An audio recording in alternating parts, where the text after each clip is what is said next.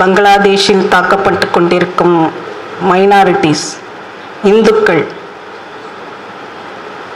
அந்த மாதிரியான ஒரு கொடுமையான நிகழ்வு அங்கே நிகழ்ந்து கொண்டிருப்பதற்கு நம்முடைய இந்த அரங்கத்தில் இருக்கும் அனைத்து மக்களின் சார்பாக வலிமையான கண்டனங்களை தெரிவித்துக் கொண்டு, இங்கே இருக்கும் அனைவருக்கும் என்னுடைய வணக்கங்களையும் தெரிவித்துக் கொண்டு நான் பேச ஆரம்பிக்கிறேன்.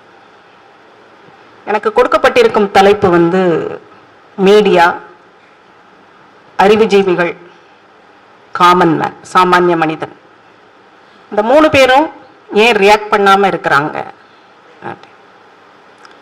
இது இதற்குத்தான் ரியாக்ட் பண்ணாம இருக்கிறாங்களா அப்படின்னு ஒன்று யோசிச்சு பார்த்தோம்னா, இந்துக்கள் எல்லாம் ஒற்றுமையா இல்லை, அவங்களுக்கு அந்த அவேர்னஸ் இல்லை, அவங்க எதற்குமே தெருவில் போராட மாட்டேங்கிறாங்க, ஒரு விஷயத்தை ஓங்கி சொல்ல மாட்டேங்கிறாங்க. இந்துக்களாக இணைந்து ஒரு விஷயத்தை அவர்கள் செய்ய தயங்குகிறார்கள், இல்லை பயப்படுகிறார்கள், இல்லை சோம்பேறித்தனமாக இருக்கிறார்கள், இல்லை அவர்களுக்கு வாழ்க்கையில் கம்ஃபர்ட் தான் முக்கியமா இருக்கு. அது இருந்தா போதும், தன்னை சுத்தி என்ன நடந்தாலும் அவங்களுக்கு கவலை இல்லை. அப்படியானவர்களா இந்துக்கள் அப்படின்னா அப்படி இல்லை. இந்துக்கள் மிக வலிமையானவர்கள், அறிவாலும் ஆற்றலாலும் உடல் ஆற்றலாலும் செயல் ஆற்றலாலும் இந்துக்கள் மிக வலிமையானவர்கள், மிகுந்த ஆற்றல் நிறைந்தவர்கள், அறிவாளிகள், அறிவு ஜீவிகள். ஆனா ஏன் இன்னைக்கு இந்த மாதிரியான ஒரு நிலைமை இருக்குது அப்படின்னா, நாம கொஞ்சம் ஹிஸ்டரிய பின்னோக்கி தான் பார்க்கணும். ஒரு சுதந்திரம் இந்தியாவில இருந்து ஆரம்பிக்கலாம். 1947 நம்மளுடைய சுதந்திர போராட்டம் எவ்வாறு நடந்தது அப்படிங்கிறதுல இருந்து. ஆனா அதற்கப்புறம் சுதந்திரம் அடைந்த பிறகு இந்தியாவில் அரசாங்கம் எவ்வாறு இருந்தது, அதில் இந்துக்களாக, இந்து மக்களாக, இல்ல அவர்களுக்கு ஏதேனும் ஒரு குறை இல்ல ஒரு சங்கடம் ஏதோ ஒன்று ஏற்பட்டால் அதை உடனே அட்ரஸ் பண்ணணுங்கிற மாதிரியான அரசாங்கம் இருந்ததா? இது எத்தனை ஆண்டு காலம் நீடித்திருக்கிறது? சுமார் 70 வருஷங்களுக்கு மேல். இடையில் ஒரே ஒரு முறை இந்துக்களுக்காகவும் பேசுகிற ஒரு அரசாங்கம் அமைந்தது, மீண்டும் பழைய அரசாங்கம். அப்ப தொடர்ச்சியாக ஒரு நாட்டில் இருக்கிற எவ்வளவு பெரிய மக்கள் திரளாக இருந்த நாமளே 100% இருந்தாலும் ஏற்கனவே இன்வேஷன்ஸ் மூலமாக நாம பாதிக்கப்பட்டிருக்கிறோம். அதை தாண்டி அடுத்து நமக்காக நாம் போராடி பெற்ற ஒரு அரசாங்கம் நமக்காக பெரிய அளவில் அக்கறை செலுத்தனிய இந்துக்களாக இருக்கிறீர்களா, அவங்களுக்கு இந்த சங்கடம் வந்தா உடனே அட்ரஸ் பண்ணும், அந்த மாதிரியான ஒரு நம்பிக்கையை கொடுக்காத அரசாங்கம் தான் இதுவரை இருந்திருக்கு. இப்பொழுதுதான் தொடர்ச்சியாக ஒரு 15 வருடங்கள் இருக்கக்கூடிய ஒரு 12 வருடங்களாகத்தான் இந்துக்களுக்கு ஏதேனும் ஒரு பிரச்சனை என்றால் அதை அட்ரஸ் பண்ணுவார்கள் என்கிற நம்பிக்கையை கொடுக்கிற ஒரு அரசாங்கமும் அமைந்திருக்கு. இது செக்யூலர் கண்ட்ரி. இந்துக்களுக்காகவும் அரசாங்கம் கவலைப்பட வேண்டும், பேச வேண்டும், அவர்களுக்கு ஒரு சங்கடம் வரும்போது அதை அட்ரஸ் பண்ண வேண்டும். செக்யூலர் கண்ட்ரியில ஒரு அரசாங்கம் அனைத்து மதத்தினரையும் அரவணைத்து போக வேண்டும், இல்ல அனைத்து மதத்தினரிடமிருந்து விலகி இருக்க வேண்டும். இந்த ரெண்டுல ஏதோ ஒண்ணு செய்யணும், அது செக்யூலர். அதுக்கான டெஃபினிஷன் அதுதான். அப்ப இதை தொடர்ந்து இந்த மாதிரியான சூழலில் தொடர்ந்து ஏற்கனவே இன்வேஷன்ஸ்ல பாதிக்கப்பட்டோம். அதற்கு பிறகு தொடர்ந்து ஒரு 70 வருடங்களாக இருந்த அரசியல், அதிலிருந்து மக்கள் என்ன உணர்வில் இருக்கிற, என்ன ஆற்றலுக்கு குறைவில்லை, அறிவுக்கு குறைவில்லை, சிந்தனைக்கு குறைவில்லை, எதிலும் யாருக்கும் குறைந்தவர்கள் அல்ல இந்துக்கள். ஆனா அவர்களுடைய கான்பிடன்ஸை உடைத்து போட்டிருக்கிறது, நம்பிக்கையை உடைத்து போட்டிருக்கிறது இந்த தொடர் அரசியல்.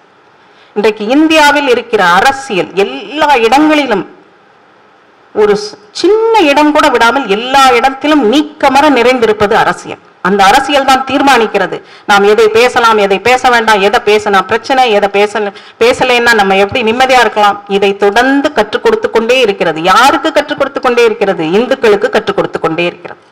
அதனாலதான் இந்துக்கள் ஜாதியாக பிரிகிறார்கள். ஜாதியா இருந்தா எனக்கு ஒரு பாதுகாப்பு, இந்துவாக இருந்தால் பாதுகாப்பு என்று நினைத்திருந்தால் இந்த ஜாதி ரீதியான பிரிவு வந்திருக்கவே செய்யாது. ஜாதிகளாக வாழ்ந்திருப்பாங்க. ஆனா ஒன்றிணைவதுங்கிறது இந்துவாக ஒன்றிணைந்திருப்பார்கள். அதை நடக்க விடாமல் செயல்பட்டது அரசியல். இன்றைக்கும் அதேதான் நிலைமை. அப்ப இந்துக்களுக்கு ஏன் நீங்க வரமாட்டீங்க? அதற்கான சூழ்நிலையை ஏற்படுத்தி கொடுக்க வேண்டும். இன்னைக்கு உங்களுக்கு மீடியா இந்த செய்தியை பெரிய அளவில் பேசவே இல்லை. ஒவ்வொரு நிமிடமும் அது தொடர்ந்து பிரேக்கிங் நியூஸ் போட்டிருக்கணும், இந்த மாதிரியான ஒன்று நடக்கிறதுன்னு சொல்லியிருக்கணும். ஆனா அந்த மாதிரி அங்க நடந்து கொண்டிருக்கும் போது கூட அந்த மாதிரியான ஒரு செய்திகள் பெரிய அளவில் வரல. சில இதுல வரவே இல்லை.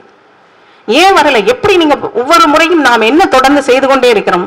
மீடியா செய்தி போடல, இந்த செய்தியை பிளாக் பண்ணிட்டாங்க, இந்த செய்தியை பிளாக் பண்ணிட்டாங்க, இதை போடல, அதுதான் போடுறான், இதை போட மாட்டேங்கிறான். இப்படி புலம்பிக் கொண்டும் பேசிக்கொண்டுமே இருக்கிறோமே தவிர, இன்றைக்கு உங்களிடமே நாம் ஒரு கேள்வி கேட்கிறேன், மீடியா என்றால் உங்களுக்கு யார் ஞாபகத்துக்கு வருகிறார்கள்? இடதுசாரி ஊடகவியலாளர்கள் தான் ஞாபகத்துக்கு வருவாங்க, இடதுசாரி ஊடகங்கள் தான் ஞாபகத்துக்கு வருவாங்க. இந்துக்களுக்கு பேசாத ஊடகவியலாளர்கள், இந்துக்களுக்காக பேசாத ஊடகங்கள் தான் ஞாபகத்துக்கு. அப்படின்னா என்ன அர்த்தம்? அவர்கள் ஒரு அரசியல் டெமோக்ராட்டிக் கண்ட்ரியில இருக்கிறோம், எல்லா விதமான அரசியலும் இருப்பார்கள். அப்ப அவர்கள் தங்களுக்கான ஊடகங்கள் ஒரு வெஹிக்கிள், நம்மளுடைய கருத்துக்களை, ஐடியாலஜியை, எதை வேண்டுமானாலும் எடுத்து சென்று மக்களிடம் சேர்க்கக்கூடிய ஒரு வெஹிக்கிள். அந்த வெஹிக்கிள் அவர்களிடம் பல வாகனங்கள் அந்த மாதிரியாக இருக்கிறது. ரேடியோவாகட்டும், சேட்டலைட் சேனல்ஸ் ஆகட்டும், பேப்பர்ஸ் ஆகட்டும், எல்லாமே அவர்கள் உருவாக்கி வலிமையாக வைத்திருக்கிறார்கள். நம்மிடம் எதுவும் இல்லை. நம்மிடம் இல்லாத போது எதிரி உருவாக்கி வச்சிருக்கல, இல்லை எதிர்கருத்து உரியவர்கள் உருவாக்கி வைத்திருக்கிற ஒன்றிலிருந்து நமக்கான செய்திகள் வரவில்லை என்றால் அதை போன்ற ஒரு அர்த்தமற்ற பேச்சு கிடையவே கிடையாது.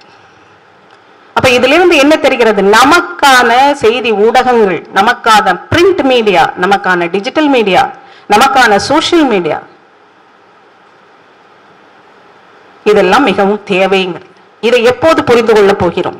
இதற்கான முன்னெடுப்புகளை எப்போது எடுக்க போகிறோம்? இந்துக்கள் நாம டெமோக்ராட்டிக் கண்ட்ரியில இருக்கோம்னு சொன்னேன். இந்துக்கள் ஒரு ரிலீஜியஸ் ரீதியா, மத ரீதியாக இந்துக்களை இணைக்க முடியுமா அப்படின்னா இணைக்க முடியாது. ஏன்னா நம்ம கோயில்கள்லாம் நம்ம வசம் இல்லை. அப்ப கோயில்கள்ல வைத்து அதுதான் கம்யூனிட்டி லிவிங்கான ஒரு பொதுவான இடம். இந்துக்களாக ஒரு பண்டிகை நாட்கள், ஒரு திருவிழா நாட்கள், எதுவானாலும் நமக்கு அடிக்கடி பண்டிகை வந்துகிட்டே இருக்கும். நாம கோயிலுக்கு போகிறோம், எல்லா இந்துக்களும் கோயிலுக்கு போகிறோம், ஏதோ ஒரு இதை வச்சு அங்கெல்லாம் கூடத்தான் செய்கிறோம். ஆனால் இந்துவாக கூடவில்லை. ஏன்னா கோயில்ல வச்சு நம்ம ஒன்றும் பண்ண முடியாது. அப்ப நாம இந்துவாக கூடுவதற்கு வேற என்ன இருக்கிறது? அரசியல் தான் அடுத்தாப்புல இணைக்க முடியும். அரசியல் இந்துவாக ஒரு இந்து எப்போது மாறுவான் அப்படின்னா, இப்ப சைலண்டா அது நடந்துட்டே இருக்கு. 2 முறை ஆட்சியில் அமர்த்தப்பட்டு 3வது முறையும் ஆட்சிக்காக தேர்ந்தெடுக்கப்பட்டிருக்கிற ஒரு கட்சி எதன் அடிப்படையில் தேர்ந்தெடுக்கப்பட்டிருக்கிறது என்று நினைக்கிறீர்கள்? நான் என்ன நினைக்கிறேன்னு சொல்றேன். இந்து தனக்கான ஒரு குரலும், இந்த செக்யூலர் கண்ட்ரியாக இருந்தாலும் இந்த அரசாங்கம் தனக்கான குரலையும் முன்னெடுக்கும், தனக்கான தேவைகளையும் பார்த்து செய்யும் என்கிற நம்பிக்கையில் அரசியல் இந்துவாக வாக்களித்ததன் பேரில் தான் அரசாங்கம் 3வது முறையாக வந்திருக்கிறது. அப்போ ஒரு இந்து அரசியல் வயப்படுகிறான், அவனுக்கு அது முடிகிறது. யாருமே ஒருங்கிணைக்க அந்த மாதிரியான ஒரு கன்சாலிடேஷனை பெரிய அளவில் 70 வருடங்களுக்கு மேலாக முன்னெடுக்கவில்லை என்றாலும், சின்ன சின்னதா அடிப்படையில் ரூட் லெவல்ல பெரிய அளவில் இயக்கங்கள், சங்கங்கள் எல்லாம் எடுத்திருந்தாலும், அரசியல் ரீதியாக ஒரு அரசியல் அதிகாரத்துக்கு முதல்ல வரணும். அரசியல் அதிகாரம் தான் அரசியல் ரீதியாக மக்களை அனைத்து இழுத்து கொண்டு போறதுக்கு வசதியாக இருக்கு. அது இப்போதுதான் நடந்திருக்கு. அப்ப இந்த சந்தர்ப்பங்களை எல்லாம் பயன்படுத்தி நமக்கான மீடியா மிக முக்கியமானது. அதை உருவாக்க வேண்டும். மீடியா இல்லாம ஜெயிக்க முடியுமா? நாங்க ஜெயிச்சு காமிச்சிருக்கோமே, எஸ். ஆனால் எத்தனை காலம் அது நீடிக்கும்? ஒரு இந்த மாதிரியான ஒரு சிக்கல்கள் இப்ப பங்களாதேஷ்ல இந்துக்கள் இது பண்றாங்க. இங்க எல்லாரும் நமக்கு என்னன்னு இருக்கிறோம் அப்படின்னா, ஒரு செய்தி மக்களிடம் போய் சேர வேண்டும். சரியான நேரத்தில், சரியான வகையில், சரியான முறையில் அவர்களிடம் கொண்டு போய் சேர்க்கப்பட வேண்டும். நீ சேர்க்கலன்னு சொல்லிட்டே நாம கடந்து போயிட்டோம்னா நம்ம அரசியல் வெற்றிகளை பெற்றுக்கொண்டே இருக்கலாம். ஆனால் மக்களின் தேவை என்ன? மக்களுக்கு ஒரு கஷ்டமான சமயத்தில் உதவுகிறோமா? இதையெல்லாம் வாக்காளன் ஆகிய இந்து பார்த்து கொண்டே இருக்கிறான். அப்ப அதற்கு நமக்கு ஒரு மீடியா எவ்வளவு முக்கியம்ங்கிறத புரிஞ்சுக்கோங்க. இன்னைக்கு சோசியல் மீடியா இருக்கு, மெயின் ஸ்ட்ரீம் மீடியால ஒண்ணு இல்லைன்னா என்ன, சோசியல் மீடியால நம்ம பார்த்துக்கலாம். சோசியல் மீடியாவில் அந்த நிமிஷம் வாசித்து விட்டு கடந்து போவதுதான் நடக்கும். ஒரு பிரிண்ட் மீடியா இருந்ததுன்னா உங்க வீட்டுக்குள்ள உங்க ஹால்ல அந்த பேப்பர் இருந்துகிட்டே இருக்கும். போக வர ஒரு வாரத்துக்கு அந்த செய்தி இந்த பத்தியா இதுல போட்டிருக்கு, இந்த பத்தியா இதுல போட்டிருக்குன்னு எடுத்து பார்ப்பதுங்கிறது நடக்கும். அப்போ பிரிண்ட் மீடியாவின் அவசியம். ரேடியோ இன்றைக்கு ஏதாவது எத்தனையோ எஃப்எம் ரேடியோஸ், நமக்கான எஃப்எம் ரேடியோ ஏதாவது உருவாக்கி இருக்கிறோமா? 24 மணி நேரமும் ஒரு வீட்டின் உள்ளே சென்று ஒரு மனிதனின் காதுக்குள் ஒலித்துக் கொண்டே இருக்கிற அளவிற்கு மிக வலிமையானது சோசியல் மீடியாவோட மெயின் ஸ்ட்ரீம் மீடியாவோட மிக வலிமையானது இன்றைய தேதியில் எஃப்எம் ரேடியோ. எஃப்எம் ரேடியோ நமக்கென்று ஒன்று இல்லை, செய்திகளை சொல்வதற்கு இல்லை. நீங்க முதல்ல மக்கள்கிட்ட போய் செய்திகளை சொல்ல வேண்டும். அவர்கள் ரிசீவ் பண்ணி எப்படி ரியாக்ட் பண்றாங்கிறது அடுத்தது. செய்தியே போய் சேரவில்லைங்கும் போது அவன் நமக்கு என்னன்னு தான் இருக்கும். அவன் லைஃபை பார்த்துட்டு இருப்பான். தெரியும் பங்களாதேஷ்ல நடக்கிறது தெரியும், இங்க நடக்கிறதும் தெரியும். ஆனா என்ன, நாம பேசினா நமக்கு யாரு பாதுகாப்பு? இது இரண்டாவது. நமக்கான அமைப்புகள் இன்னைக்கு திங்க் டேங்க் இல்ல அறிவுஜீவிகள் அப்படின்னா உங்களுக்கு நினைவுக்கு வருவவங்க யாரு? எல்லோருமே இந்த ஐடியாலஜியை சேராதவர்கள், இந்த ஐடியாலஜியை எதிர்ப்பவர்கள். இந்து என்கிற கன்சாலிடேஷன் நடக்கக்கூடாதுன்னு சொல்லுகிற பிற மனிதர்களால், பிற அரசியல் கட்சிகளால், பிற அமைப்புகளால் உருவாக்கப்பட்ட மனிதர்கள் தான் அறிவுஜீவிகள்னு உங்க ஞாபகத்துக்கு வராங்க. அப்போ நாம உருவாக்கிய நம்முடைய அறிவுஜீவிகள் எங்க? ஏன் உங்க நினைவுக்கே வரலன்னா அப்ப அந்த இடத்துல எவ்வளவு பெரிய இடைவெளி ஏற்பட்டிருக்கிறதுங்கிறத கவனிங்க. இந்த இடைவெளிகள்லாம் மிக முக்கியம். ஏன்னா ரூட் லெவல்ல மக்களோடு, சாமானிய மக்களோடு தொடர்பில் இருந்து நடக்கும் செய்திகளை கொண்டு போய் சேர்ப்பதாகட்டும், ஒரு நூல்கள் வெளியிடும் போது பல நூல்களை எழுதக்கூடியவர்கள், பல பேச்சுக்களை பேசக்கூடியவர்கள், இதன் மூலமாகத்தான் செய்திகளை இன்னும் தெளிவாக, விரிவாக, ஒரு விஷயத்துக்கு பின்னால என்னெல்லாம் நடக்குதுங்கிறதையும் சேர்த்து சொல்லக்கூடியவர்கள் அறிவுஜீவிகள். அப்ப நமக்கு நினைப்புக்கு வர்றதெல்லாம் அவங்க மீடியாவும் அவங்க உருவாக்குனவங்க தான் ஞாபகம் வராங்க, ஊடகவியலாளர்கள்னா அவங்க தான் ஞாபகத்துக்கு வராங்க, அறிவுஜீவிகள்னா அவங்க தான் ஞாபகத்துக்கு வராங்க. அப்ப நாம இதெல்லாம் உருவாக்க வேண்டும். புலம்பிக்கிட்டே இருந்த வேலைக்கு ஆகாது. அரசியல்ல இது ரொம்ப ரொம்ப முக்கியம். அரசியல் என்பது ஏதோ எலக்டோரல் பாலிடிக்ஸ் மாத்திரம் இல்ல, வாக்குகளுக்காக மக்களை சந்திப்பது, பேசுவது, அது நேரடி அரசியல். அதை தாண்டிய ஒரு அரசியல் இருக்குது, மக்களோடு தொடர்பை ஏற்படுத்திக் கொள்ளும் அரசியல். அந்த மக்களோடு தொடர்பை ஏற்படுத்திக் கொள்ளும் அரசியலில் அவனை இந்துவாக அவன் தன்னை வெளிப்படுத்திக் கொண்டால் அவன் பாதுகாப்பாக உணர்கிறானா? இது மிக அடிப்படையான கேள்வி. ஏன் உணர்றதில்லை? ஒரு கல்விக்கான ஒரு தேவை இருக்கிறது.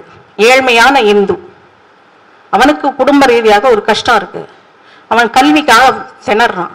தன்னுடைய குழந்தைகளை ஒரு நல்ல காலேஜ்ல படிக்க வைக்கணும்னு நினைக்கிறான், இல்ல ஒரு நல்ல ஸ்கூல்ல படிக்க வைக்கணும்னு நினைக்கிறான்.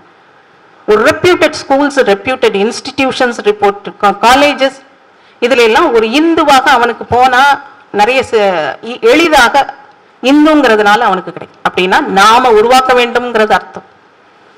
நமக்கான இன்ஸ்டிடியூட், சட்டம் அதுக்கு எதிர்க்கா ஏகப்பட்ட பாட்டில் நெக்ஸ் இருக்கு. அதுல அதையும் தாண்டி இந்துவாக அவனுக்கு சீட்டு கிடைக்கும். நான் இந்த காஸ்ட்னு சொல்லி சேர முடிகிறதுன்னா அவன் எதை சாய்ஸா எடுப்பான்? நான் இந்துன்னு சொல்லிக்கிறத விட நான் ஜாதின்னு சொல்லிக்கிறேன், எனக்கு அது மூலமா எனக்கு சீட்டு கிடைக்குது, அதன் மூலமாக எனக்கு ஒரு வாழ்வாதாரம் கிடைக்கிறது. இதுதான் நடந்து கொண்டிருக்கு. இந்த அமைப்பை பிரேக் பண்ணணும் அப்படின்னா மக்கள் ரெஸ்பாண்ட் பண்ணாம இல்லை, தே ஆர் வெயிட்டிங்.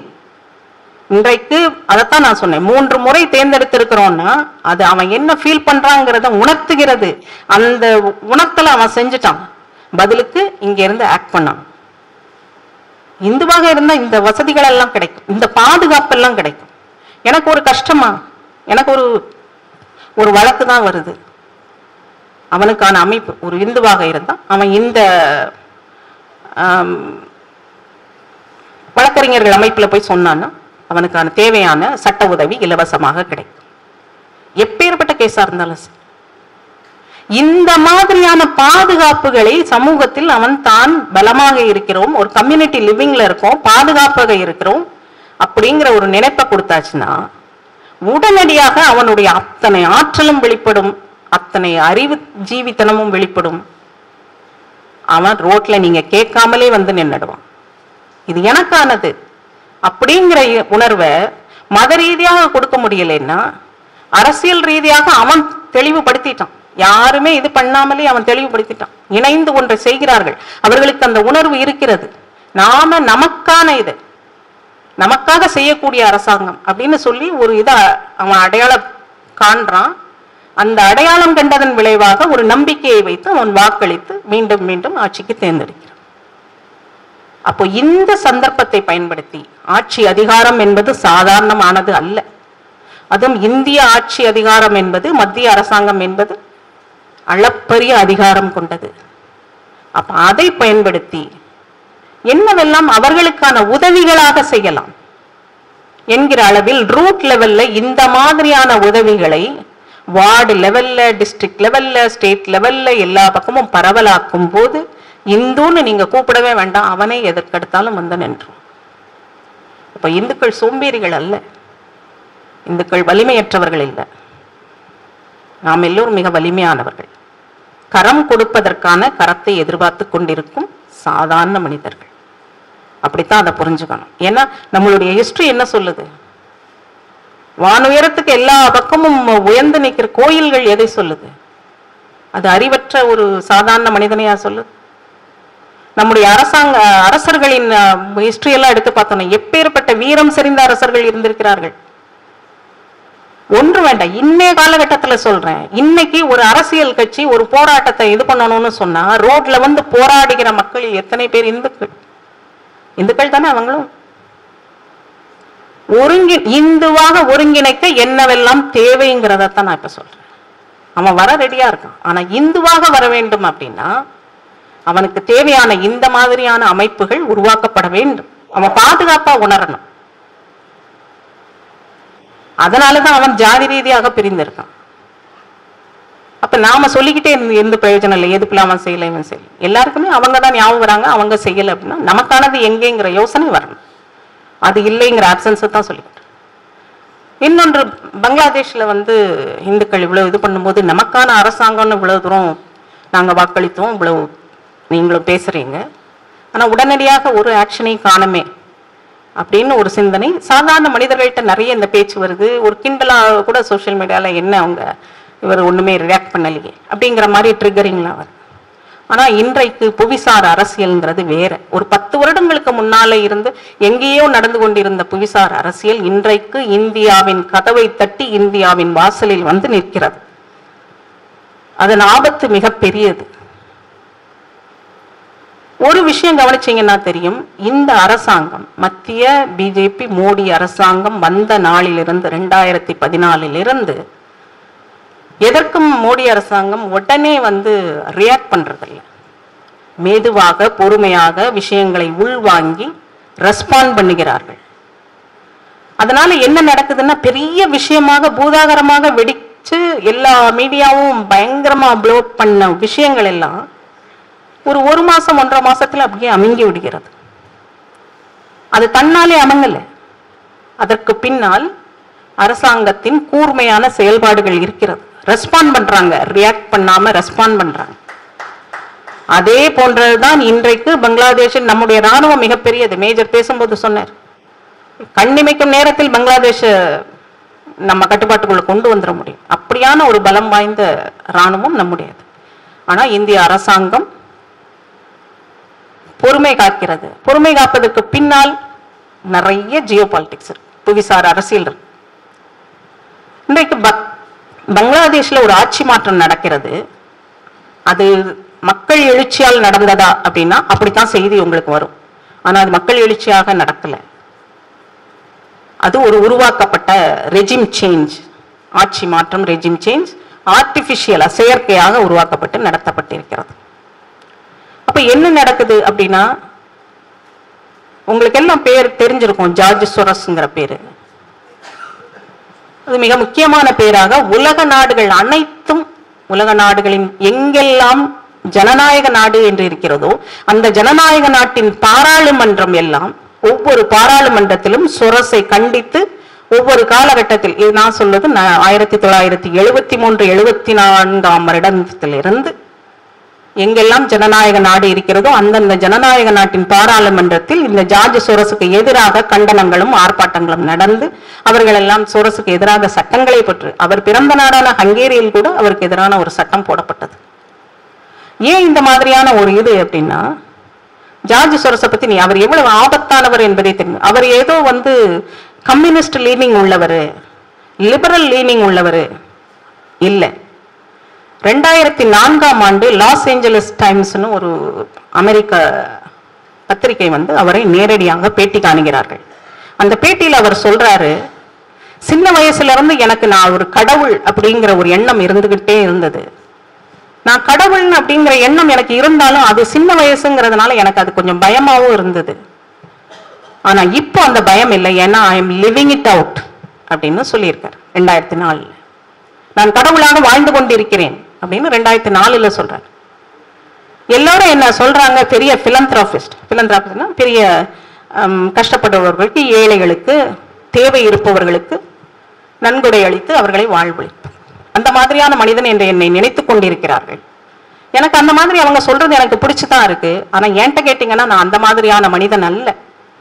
நான் என்னை மட்டுமே சிந்திக்கக்கூடிய, என்னை மட்டுமே பிரதானப்படுத்தக்கூடிய, என்னையே கடவுளாக நினைக்க வேண்டும் என்று நினைக்கக்கூடிய ஒரு மனிதன். எனக்கு கொஞ்சம் பைத்தியமும் உண்டு. என்ன பைத்தியம்னா, இந்த உலகத்தை என் இஷ்டத்துக்கு நான் எப்படி பார்க்க விரும்புகிறேனோ அதை போன்று இந்த ஒட்டுமொத்த உலகத்தையும் நான் மாற்ற வேண்டும் என்று நினைக்கிறேன். அதற்கான பணபலம் என்னிடம் இருக்கிறது. அதை கொண்டு நான் ஒவ்வொரு நாடாக புகுந்து அந்த நாட்டில் நான் ஆட்சியாளர்களை கவிழ்க்கிறேன், எனக்கு வேண்டும் என்கிற மனிதர்களை ஆட்சியில் அமர்த்துகிறேன். அந்த நாட்டின் ஜுடிஷியரி, அட்வொகசி, அதாவது லீகல், இது education, civil society groups, NGO, எல்லாவற்றிற்கும் நான் பணம் கொடுத்து என்னுடைய நாடாக நான் மாற்றுகிறேன். இதில் எனக்கு ஒரு சந்தோஷம். இது என்னை கடவுளாக சிறு வயதில் நான் நினைத்ததை இன்று அடைந்து கொண்டிருக்கிறேன். இன்றைக்கு நான் தான் கடவுள், உலகத்தின் கடவுள் நான் தான் என்று ஒரு மனிதர் சொல்கிறார். இன்று உலகம் அதைத்தான் பார்த்து கொண்டிருக்கிறது. இன்று இந்தியாவின் கதவை தட்டி நிற்கும் ஒரு ஆபத்தான பங்களாதேஷில் நடக்கிற அந்த விஷயமும் இந்த சோரஸின் கைவண்ணம் தான். அப்ப இதை தடுக்க ஆளே இல்லையா? பெரிய பலம் இருந்தா செஞ்சிட முடியுமா அப்படின்னா, இன்னைக்கு மைக்ரோசாப்டில் இதே சோரஸுக்கு பங்கு இருக்கிறது, கூகுள்ல பங்கு இருக்கு, கொக்கோ கோலால பங்கு இருக்கு. நீங்கள் சாப்பிடுகிற ஒவ்வொரு உணவுப் பொருளின் உற்பத்தி இதிலையும் பங்கு இருக்கு. சரி, ஒரு நாடு தடுத்து விட முடியாதா? இவரை எங்க நாட்டுக்குள்ள நீ என்ஜிஓக்கெல்லாம் பணம் கொடுக்காத, எங்க நாட்டுக்குள்ளேயே வராத. எத்தனையோ நாடுகள் அந்த மாதிரியான தடை சட்டங்களை போட்டார்கள். ஆனா ஃபண்டை நிறுத்திட முடியுமான்னா உங்களுக்கே பலருக்கு தெரியும், அந்த மாதிரி ஃபண்டை நேரடியா வராது, வேற சேனல்ல வரும். அது எந்த மாதிரியான ஒரு நாட்டின் கல்வி, என்ன மாதிரியாக அந்த நாட்டில் எந்த மாதிரியான கல்வி சொல்லிக் கொடுக்கப்பட வேண்டும் அதை தீர்மானிக்கிறார். அந்த நாட்டின் ஜுடிஷியரி எப்படி இயங்க வேண்டும், அங்கு யாரு ஜட்ஜஸாக இருக்க வேண்டும் அதை தீர்மானிக்கிறார். அந்த நாட்டின் மக்கள் எதை சாப்பிட வேண்டும் அதை தீர்மானிக்கிறார். அந்த நாட்டின் மக்களுடைய கல்ச்சர் என்னவாக இருக்க வேண்டும், இதை எங்கோ உட்கார்ந்து கொண்டு இந்த தாத்தா தீர்மானிக்கிறார். இது நடக்கிறது. ஏன்னா பணம் அவ்வளவு கொட்டுகிறது. ஒரு 4-5 பேர் சேர்ந்து அவருக்கு கீழே தான் இருக்கிறாங்க. அவருடைய இப்போ அவருக்கு தான் வயசாயிட்டுது, 94 வயசு ஆயிடுச்சு. அவர் இறந்துட்டா ஒன்றும் பிரச்சனை இல்லையா, இன்னும் கொஞ்சம் காலம் தானே வாழ போறார் அப்படின்னா, அவர் ஒரு வலிமையான அமைப்பை உருவாக்கி விட்டார். 120 நாடுகளுக்கு மேல உலகத்துல அவருடைய அமைப்பு இருக்கிறது. இது 73 நான் சொல்றேன், 1973 அவர் இந்த வேலையை செய்து கொண்டிருக்கிறார். எல்லா இடங்களிலும் அவருடைய ஆட்கள், அவர் ஆரம்பித்த காலேஜஸ் எல்லாம் பிரமாதமான ரெப்யூட்டட் இன்ஸ்டிடியூஷன். ஏன்னா பணத்தை கொட்டி மிக சிறப்பான ஒரு கல்லூரியை ஆரம்பிக்கும் போது எல்லாரும் விழுந்தடித்துக் கொண்டு அதில் போய் சேர்வார். அங்கு என்ன கற்பிக்கப்படுகிறது, நீங்கள் எவ்வாறு மூளைச்சலவை செய்யப்படுகிறீர்கள், அதிலிருந்து வெளிவருகிற ஒரு மனிதன் எதற்காக பேசுவான், யாருக்காக பேசுவான், எதை எதிர்த்து நிற்பான். தன்னுடைய நாட்டையே எதிர்த்து நிற்கக்கூடிய, தான் செய்வது தவறு என்று தெரியாத அளவிற்கு 2 ஜெனரேஷன் வெளியில வந்தாச்சு, 2-3 ஜெனரேஷன் வெளியில வந்தாச்சு. அப்ப ஆபத்தின் தன்மையை உணர்ந்து கொள்ள வேண்டும். அப்போ இதற்கு வலிமையான ஒரு எதிர் அமைப்பு தான் உருவாக்கப்பட வேண்டும். இன்னும் எளிமையாக ஒரு விஷயத்தை சொல்றேன். யுஎஸ்எஸ்ஆர்னு இருந்தது, சோவியத் யூனியன். பல நாடுகள் சேர்ந்து ஒரு கூட்டமைப்பா மிக வலிமையான 2 வல்லரசுகள், ஒன்னு யுஎஸ்எஸ்ஆர் இன்னொன்னு அமெரிக்கா என்று இருந்த காலகட்டத்தில் யுஎஸ்எஸ்ஆர் சுக்கு நூறாக உடைகிறது. அந்த சுக்கு நூறாக உடைந்ததன் பின்னணியில் இந்த சோரஸ் இருக்கிறார். அப்போதிலிருந்து ஒரு யுஎஸ்எஸ்ஆரையே உடைக்க முடிகிறதுன்னா அவர் கம்யூனிஸ்டுகளுக்கு ஆதரவான நபர் அல்ல, அவர் பெரிய லிபரல் பர்சனாலிட்டி எல்லாம் கிடையாது. அவர் தன்னை ஒரு கடவுளாக நினைத்துக் கொள்கிறார். கம்யூனிஸ்டுகளை ஏன் அவர் பணம் கொடுத்து வைக்கிறார்னா, அவர்களால அஜிடேஷன்னா அவர்களால மனிதர்களை ஒன்று திரட்ட முடியும்.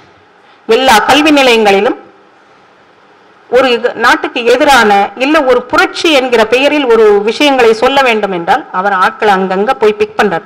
அந்தந்த நாடுகளில் சென்று உள்ளூர் மக்களை அமர்த்தி அந்தந்த நாடுகளுக்கு ஏற்ற மாதிரியான ஒரு தன்மையை உருவாக்குவதற்கு உள்நாட்டிலிருந்து ஆட்களை அமர்த்துகிறார். அவர்கள் அதற்காக செயல்படுகிறார்கள். அப்போ இது பெரிய பல லேயர்ஸ் அடுக்குகளில் இந்த மாதிரியான ஒரு இது நடக்குது. முந்தையெல்லாம் ஒரு ஒரு உளவு அமைப்பு வரும், கவர்ட் ஆபரேஷன்ஸ் இருக்கும். இது ஆயுதம் எடுத்து போராடும் போராட்டம் அல்ல. அமெரிக்காவை திணறுகிறது. அமெரிக்கால ட்ரம்ப் வரக்கூடாதுன்னு பைடன் கட்சிக்கு, அப்படி சொன்னா உங்களுக்கு ஈஸியா இருக்கும், டெமோக்ராட்டிக் கட்சி பைடன் கட்சிக்கு இவர் ஆதரவு அளிக்கிறார். பைடன் ஆட்சிக்கு வரும்போது அமெரிக்காவின் பல நீதிமன்றங்களில் தான் சொல்கிற மனிதர்களை ஜட்ஜஸாக நியமித்த வரலாறும் உண்டு. சொரஸ் கோவிட் டைம்ல ட்ரம்ப் அரசாங்கம் திணறும் போது அதுக்கு பெயில் அவுட் பண்ணுகிறார். பல பில்லியன் டாலர்ஸ் கொடுத்து அரசாங்கத்தை பெயில் அவுட் பண்ணுகிறார். ட்ரம்ப் வரக்கூடாது என்க பெரிய அளவில் டொனேஷன். இவ்வளவுதான் பணம் இல்லை. நீங்க 1 கோடிக்கு மயங்க மாட்டீங்க, 2 கோடிக்கு மயங்க மாட்டீங்க. 100 கோடி என்று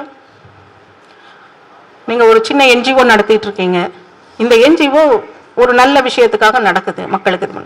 நான் உனக்கு ஒரு 10 லட்சம் கிடைச்சாலே பெருசுங்கிற இடத்துல உங்களுக்கு 100 கோடி தருகிறேன். நீங்க செய்ய நினைக்கிற விஷயங்களை எல்லாம் செய்யுங்க, ஆனா அதோடு சேர்த்து இதையும் செய்யுங்கள்னு உங்களுக்கு ஒரு டாஸ்க் கொடுத்தா செய்கிற மனிதர்கள், தயாராக இருக்கிற மனிதர்கள் எத்தனை பேர்? அதன் விளைவு அவர்களுக்கு தெரியாதாக இருக்கும். சொல்கிற மனிதன் கொடுக்கிற பணம் அவர்களுக்கு தேவையானதாக இருக்கிறது. அவர்கள் ஒரு நல்ல காரியத்துக்கு தான் செய்ய போறாங்க. நல்ல காரியமும் நடக்கும், அதோடு சேர்ந்து இந்த மாதிரியான அவருடைய அஜெண்டாவும் செயல்படுத்தப்படும். அப்ப இந்த மாதிரியான ஒரு சிக்கலை உலக நாடுகள் முழுவதும் சந்தித்து இன்று இந்தியாவின் வாயிலில் வந்து இந்தியாவை தட்டி கொண்டு நிற்கிறது இந்த பிரச்சனை. சைனால இவர் பண்ணலையா, நார்த் கொரியால பண்ணலையா அப்படின்னா, நார்த் கொரியாக்குள்ள இவரால் போகவே முடியல.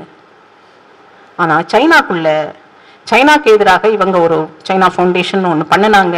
83ல பண்ணாங்க. ஒரு 3 வருஷம் இருந்தது. அப்புறம் 3 வருஷத்துக்கு மேல மூடிட்டாரு சொரஸ்.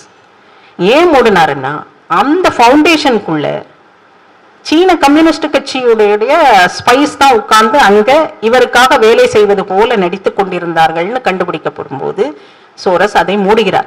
எல்லாவற்றையுமே அவர் ஓப்பனாக தான் சொல்றார், வெளிப்படையாக சொல்கிறார். என்னால அதை இது பண்ண முடியல, அதனால நான் க்ளோஸ் பண்ணிட்டேன். அவர் சொல்வதெல்லாம் ஒன்னேதான். நாடுகளுக்கு எதற்கு எல்லை? நாடுன்னு ஏன் தனித்தனியா பிரிக்கணும்? நாடுகளுக்கு எல்லை தேவையில்லை. எல்லை தேவையில்லை என்னும் போது அங்க என்ன நடக்கும்? கல்ச்சர்ங்கிறது காணாமல், தனித்தனி கல்ச்சர்ங்கிறது மிங்கிள் ஆகும் போது காணாமல் போகும். யார் வேணாலும் எங்க வேணாலும் இது கேட்பதற்கு நன்றாக இருக்கும். ஆனால் அதன் மூலம் என்ன நடக்கிறது? ஒரு மனிதன் ரூட் லெவல்ல கனெக்ட் ஆனாதான் அவன் மனிதனாக. இப்ப நாம சொல்றோம் இந்துக்கள்லாம் ஒரு உணர்வில்லாத மனிதன் என்ன? ஒரு பெரிய உலகத்தின் அத்தனை மக்களும் உணர்வில்லாத மக்களாக போகும்போது அங்க என்ன நடக்கும்? ஒரு மனிதனை ரூட்டோட கனெக்ட் பண்ணி வைக்கிறது religion, culture, family, value system. Value சிஸ்டத்தை கொலாப்ஸ் பண்ணிட்டீங்கன்னா அதைத்தான் அவர் சொல்கிறார். இந்த மாதிரியான ஒன்றைத்தான் நான் செய்ய துடிக்கிறேன், செய்யவும் என்னால் முடியும் அப்படின்னு சொல்லி செஞ்சுக்கிட்டே இருக்கார். இந்த மாதிரியான ஒரு இது பங்களாதேஷ்ல டொனால்ட் லூ அப்படின்னு ஒருவர், அவர் தான் அல்பேனிய அரசாங்கத்தால் பெரிய அளவில் அங்க பெரிய இதெல்லாம் நடந்து அவரை வெளியேற்றினாங்க. அவர் இந்த சொரஸின் திட்டங்களை மிகப்பெரிய அளவில் முன்னெடுக்கக்கூடிய, எங்க போனாலும் அவர் போயிட்டு வந்த ஒரு மாதத்தில் அந்த நாட்டின் அரசாங்கம் கவிழும், ரெஜிம் சேஞ்ச் நடக்கும். அதாவது எல்லா திட்டங்களையும் உள்ள புகுந்து என்ஜிஓஸுக்கு கொடுக்கறது மூலமா, சிவில் சொசைட்டி குரூப்ஸ்க்கு கொடுக்கறது மூலமா, எஜுகேஷன்ல நுழையிறது மூலமா, யூனிவர்சிட்டிஸ் ஆரம்பிக்கிறது மூலமா, ஜுடிஷியரியில வக்கீல்கள் அமைப்பு, அது இந்தியால கூட அந்த லாயர்ஸ் கலெக்டிவ்னு ஒன்று உண்டு, இந்திரா ஜெய்சிங், அதெல்லாம் கேள்விப்பட்டிருப்பீங்க. அவரெல்லாம் சுரஸின் இதுல தான் நடந்ததுன்னு சொல்றாங்க. அப்ப இங்கேயும் அந்த அடிப்படைகளை முதல்ல செய்திட வேண்டியது. டொனால்ட் லூ அந்த இடத்தில் வருகிறார்னா அந்த வேலைகள் எல்லாம் முடிஞ்சு அடுத்து ரெஜிம் சேஞ்ச் நடக்க போறது, அதற்கான பட்டன் அமுத்திட்டு போற வேலை தான் டொனால்ட் லூ பண்ணக்கூடியவர். அவர் இந்தியாவிற்கு சென்றிருக்கிறார். சென்ற அடுத்த நிமிஷம் பங்களாதேஷுக்கும் போயிருக்கிறார். அவர் பங்களாதேஷுக்கு போயிட்டு நாடு திரும்பிய பிறகுதான் இந்த இதெல்லாம் நடக்குது. அடுத்தாப்புல அலெக்ஸ் சோரஸ்ங்கிறது சோரஸோட மகன். அவர் முகமது யூனுஸை சந்திச்சுட்டு போயிருக்கார். அப்போ சாதாரணமாக முன்னர் போல நாம பழைய பங்களாதேஷ் பாகிஸ்தான் அந்த இதுல பங்களாதேஷ் பிரிச்சு பங்களாதேஷ் உருவான அந்த சமயத்துல இந்தியா எப்படி அந்த மாதிரியான காலகட்டமே இப்போது கிடையாது. இப்போதைய உலகம் மிக மிக மிக வேற மாதிரியான உலகமாக மாறிவிட்டது. அதுக்கு டெக்னாலஜி வேற, இன்னும் ஆர்டிபிஷியல் இன்டெலிஜென்ஸ் வேற வருது. என்னென்ன குழப்பங்கள் என்னென்ன இது வரும்னு தெரியாது. அப்போ நாம உடனே அதுக்கு தான் அந்த ட்ரிகர் பண்ணிக்கிட்டே இருக்காங்க. அந்த ரிட்டையர்டு ஆர்மி இவர் பங்களாதேஷை சேர்ந்தவர் சொல்கிறார், 4 நாள்ல நான் எங்களால இந்தியாவை அப்படி. It's a trigger. நீங்க அதுக்கு உடனே வாங்க, எங்க மேல கோவப்பட்டு ஏதாவது ரியாக்ஷன் காமிங்க. இல்ல வெஸ்ட் பெங்கால், பீகார், ஒரிசாலாம் எங்களுக்கு உரிமை உள்ள இடங்கள், இது அடுத்த ட்ரிகர். உடனே வாங்க, கோவப்படுங்க, நாங்க சொல்றதுக்கு ஏதாவது கோவப்பட்டு ரியாக்ஷன் காமிங்க அப்படிங்கிறது தான். அப்போ இந்த இடத்துல ரியாக்ஷன் தேவையில்லை, ரெஸ்பான்ஸ் தான் தேவை. அதுவும் பொறுமையாக என்னென்ன நடக்கிறது என்பதை கவனித்து அதன் அடிப்படையில். அப்ப நாம என்ன செய்யலாம்? நாம நம்பிக்கை வைக்கலாம், நம் அரசாங்கத்தின் மீது நம்பிக்கை வேண்டும். அதுக்குத்தான் சொன்னேன், இதுவரை நாம இந்த 12 வருடங்கள்ல பார்த்த பல பூதாகரமான பிரச்சனைகள், வெடித்து கிளம்பிய பிரச்சனைகள் எல்லாம் ஒரு மாதம் 1.5 மாதத்தில் காணாமல் போயிருப்பதை நீங்கள் திரும்பி பார்த்தால் உங்களுக்கு உணர முடியும், கவனித்திருக்க முடியும். அது எப்படி நடக்குது? அது பெரிய மேஜிக்கெல்லாம் நடக்கல, தன்னாலே காணாமல் போகவில்லை. அதற்கு பின்னால் அரசாங்கத்தின் செயல்பாடுகள் இருக்கிறது. எதையுமே வெளிப்படையாக ஓப்பனாக செய்யணுங்கிறது இல்லை. ஏன்னா இன்றைய அரசியல் அந்த மாதிரியாக மாறி போயிருக்கிறது. அப்ப இதையெல்லாம் சேர்த்து புரிந்து கொண்டு நாம இந்துவாக ஒருங்கிணைவதற்கு என்னவெல்லாம் தேவை, ஒரு காமன் மேனுக்கு என்ன தேவை? அவனுக்கு கல்வியில சப்போர்ட் தேவை, பொருளாதார அந்த லைவ்லிஹுட் வாழ்வாதாரத்துக்கான சப்போர்ட் தேவை. அவனுக்கு ஒரு கஷ்டம் தான், அவன் வாழ்ற இடத்துல, அவன் வாழ்ற தெருவுல ஒரு பிரச்சனை வருது, ஏதோ 2 பேருக்கு இடையில சண்டை அப்படின்னா அதை தீர்த்து வைக்க அவன் நாடுகிற மனிதர்களாக, அவன் நாடுகிற அமைப்பாக நாம் இருக்க வேண்டும். அது மாதிரி ஒண்ணு ரூட் லெவல்ல தெருவுக்கு தெரு நம்ம அந்த மாதிரியான ஒரு நம்பிக்கையை, ஒரு அமைப்பை ஒண்ணு ஏற்படுத்திட்டோம்னா இந்துவாக ஒருங்கிணைவது வெகு வெகு எளிது. அவர்கள் காத்து கொண்டிருக்கிறார்கள், நாம் எல்லாம் காத்துக்கிட்டு இருக்கோம். இந்துவாக ஒருங்கிணைவதற்கு நமக்கு என்ன ஜாதியாக பிரிஞ்சு நிற்கணும்னு ஏதாவது தேவை இருக்கான்னு? எதற்காக ஜாதியாக பிரிந்து நிற்கிறோம்? ஜாதியாக இருந்தா கம்யூனிட்டி லிவிங்ல நமக்கு ஒரு பாதுகாப்புன்னு நினைக்கிறோம். அந்த பாதுகாப்பு உணர்வை, அந்த வாழ்வாதார தேவையை பூர்த்தி செய்யும் செயலை, அந்த கல்வி தேவைக்கான அடிப்படையை பெரிய அளவில் வழங்குவதற்கான ஒரு அமைப்பை எல்லாம் உருவாக்கிட்டோம் அப்படின்னா இதற்கு கொஞ்சம் முதலீடுகள் தேவை, செய்யலாம். இது ஒரு அரசியல். இது மிக தெளிவான நிரந்தரமான வெற்றியை உங்களுக்கு தந்து கொண்டே இருக்கும். நிரந்தரமான ஒவ்வொரு தடவையும் ஒரு தேர்தல்னு வரும்போது உயிரை கொடுத்து அவ்வளவு பிரச்சாரம் பண்றோம், அவ்வளவு செலவழிக்கிறோம்.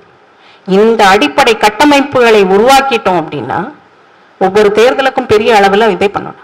தானாக வாக்குகள் விழுந்து கொண்டே இருக்கும்.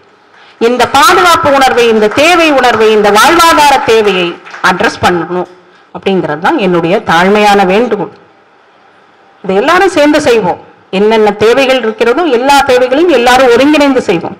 ஆனால் செய்வதற்கு வலிமையான அமைப்பு, அதிகாரம், அரசியல் அதிகாரம் தேவை. அது இப்போது இருக்கிறது. இந்த சந்தர்ப்பத்தை, இந்த நாளை, இந்த வாய்ப்பை தவற விட்டோம்னா இனி கிடைக்காது. அரசியல் என்பது இன்றைக்கு இருக்கும், நாளைக்கு போகும். எப்படி எப்போது மாறும் என்பது தெரியும். உலக அரசியல் மாறிவிட்டது.